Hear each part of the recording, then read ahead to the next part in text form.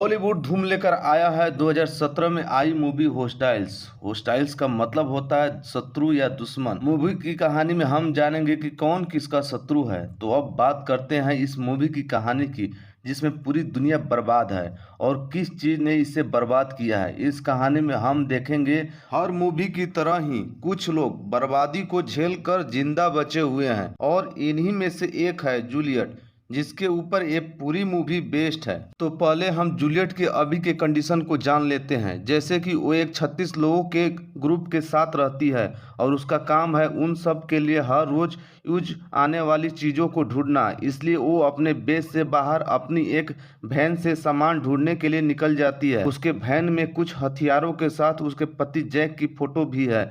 Jack के बारे में आगे जानेंगे। अब रास्ते में जूलियट को कुछ खाली पुरानी खराब हुई कार्स मिलती है, जिनमें से वो काम की चीजें निकालने के बाद आगे बढ़ती है और भटकने के बाद वो एक खाली बर्बाद हुई गैस स्टेशन पर पहुंचती है और सावधानी के साथ हाथ में गन लिए अंदर जाती है। वो स्टेशन उसे सेफ लगता है तो जूलियट वहां थोड़ा रेस्ट करने लगती है।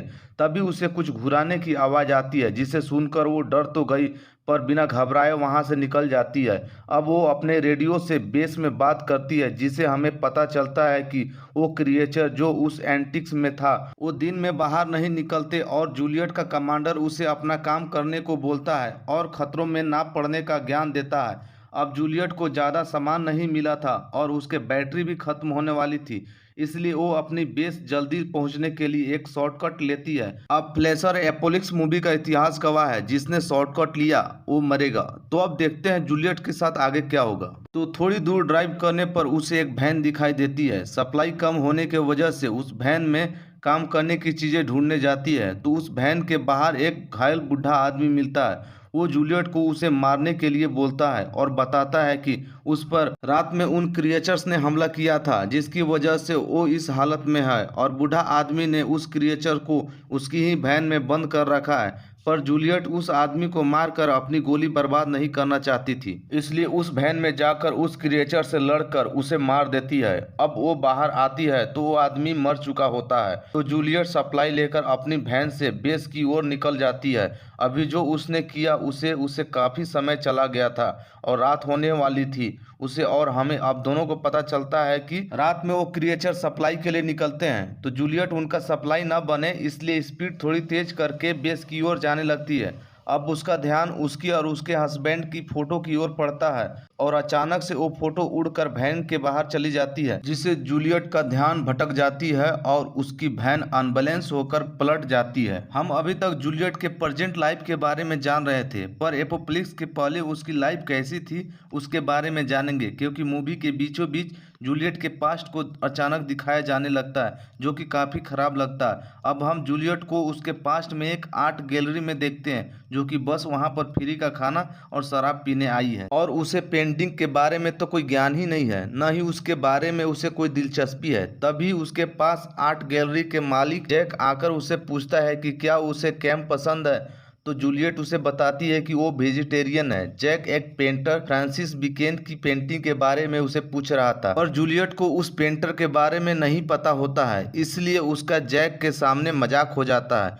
और वो वहां से निकलने लगती है। जैक भी समझ गया था कि जूलियट को पेंटिंग्स के बारे में कुछ नहीं पता। बाहर बारिश हो रही थी, इसलिए जूलियट इस आर्ट गैलरी में आई थी। तो बारिश रुकने तक जैक उसे वहां की पेंटिंग्स दिखाने लगता है, जिससे वो जूलियट को बोलता है कि उसका उससे मिलना उसकी किस्मत में है, जिससे जूलियट को किस्मत जैसी बातों पर विश्वास नहीं। वो भी समझती है कि जैक उसके साथ फ्लर्ट कर रहा है। अब जैक उसे एक अगली पेंटिंग दिखाता है, जो कि जूलियट को भी अगली ही जैसी लग रही थी, पर जैक उसे पेंटिंग को ध्यान से देखने के लिए बोलकर उसे अगलीनेस की पीछे की ब्यूटी को देखने को बोलता है।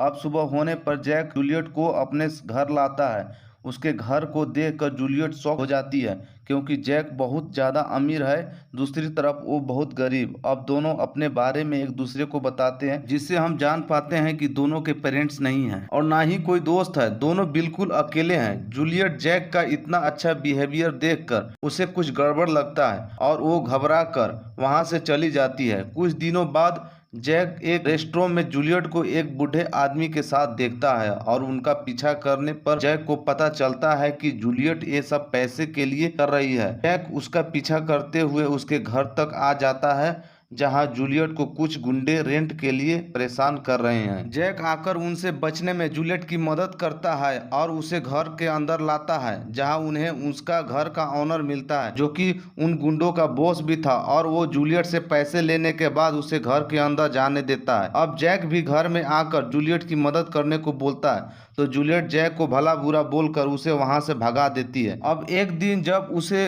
गुंडों ने मार पीट कर उसे घर से भगा दिया था, तो घायल होकर जैक के पास आकर अपनी हालत बताती है। जैक उसका अच्छे से ख्याल रखता है और जूलियट को ड्रग्स की आदत थी, पर वो अगले दिन ड्रग्स लेने वापस उस जगह जा रही थी, पर उसे जैक जबरदस्ती रोकता है और जूलियट गुस्से में जैक की घर चीजें तोड़ने लगती थी। जैक ये सब उसकी भलाई के लिए ही कर रहा था, जिसका एहसास जूलियट को बाद में होता है। जैक शहर की थोड़ा बाहर एक बड़ा सा घर लेता है जिससे जूलियट ड्रग्स से दूर रह सके, और हम यहाँ समझ पाते हैं कि जैक जूलियट से प्यार करता है और उसे लेकर बहुत ज्यादा ही सीरियस है। पर जूलियट की तरफ से तो ऐसा कुछ भी नहीं था, ना ही उसके लिए कोई खास रिस्पॉन्स दे रही थी। अब दोनों वहाँ खुशी खुशी रहने लगते हैं, और कुछ दिनों बाद जूलियट जैक को अपनी प्रेगनेंसी की न्यूज देती है, जिससे वो दोनों बहुत ज्यादा खुश थे। पर डिलीवरी के वक्त उनका बच्चा मरा हुआ पैदा होता है, जो कि जूलियट के ड्रग्स के वजह से हुआ था। दोनों इस बात से दुखी थे। जैक को भी पता था कि ऐसा क्यों हुआ है, पर वो जूलियट को इस बात का एहसास तक नहीं होने देता।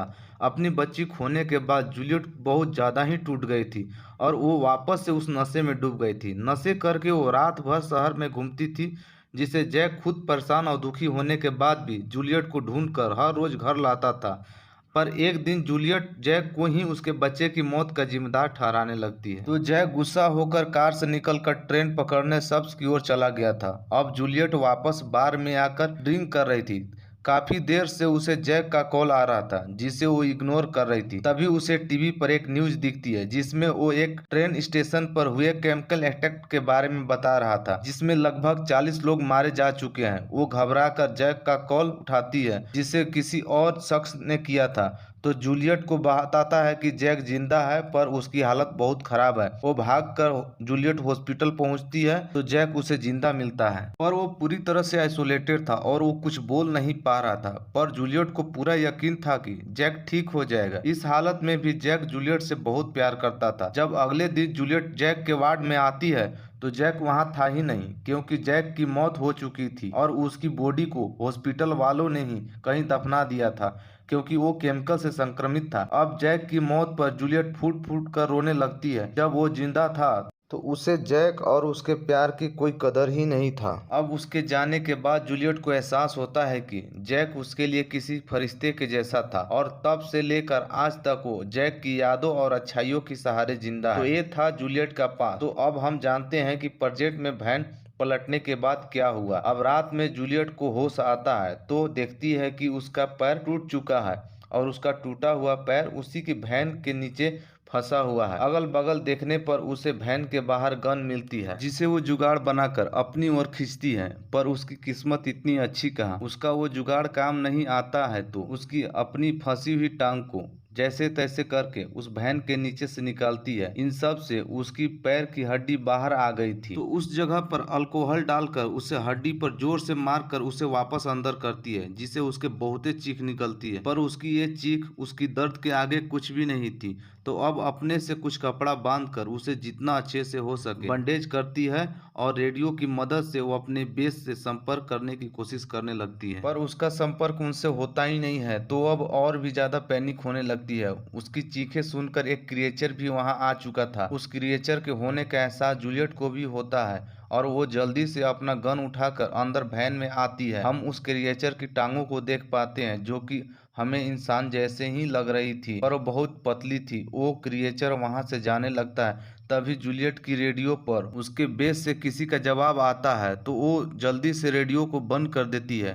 पर क्रिएचर ने उस रेडियो की आवाज़ सुन लिया था, और वो वैन की तरफ आने लगा था, तो जूलियट ऑन करके उसे बाहर फेंक देती है। वो क्रिएचर रेडियो के पास पहुंचकर उसे उठाकर कहीं दूर फेंक कर चला जाता है। अब जूलियट वैन से कुछ स्ट्रीट लाइट निकाल कर वैन के बाहर आती है, उस रेडियो को ढूंढ लेती है, पर वो भी अब उस क्रिएचर के नजर में आ गई थी। और यहाँ हम उस क्रिएचर के फेस को भी देख पाते हैं, जो कि हम इंसानों की तरह ही थी, और शायद उस केमिकल की वजह से थोड़ी डिकम्पोज हो गई थी, अजीब सी हो गई थी। जूलियट उसे बचने के लिए भाग कर वापस वैन में आती आती है और सामने गन पॉइंट कर उस क्रिएचर के सामने आने का वेट करने लगती है, पर वो क्रिएचर उसके पीछे से आकर पकड़ लेता है। वो उससे बचने के लिए वैन का एक्सीलेटर दबा कर रेस देती है, जिससे वो क्रिएचर वहां से भाग जाता है। यहाँ हम दो चीजें समझते हैं, पहले कि उन क्रिएचर को थोड़ा कम दिखाई देता है पर वो स्मार्ट है, और दूसरा कि उन्हें आवाज पसंद नहीं है। जूलियट अभी भी चौंकने की थी, तभी वो क्रिएचर उसके पास वापस आता है, जिसे जूलियट गोली मारकर भगा देती है। हम नोटिस कर पाते हैं कि वो क्रिएचर या तो जूलियट को मारना नहीं चाहता या वो फिर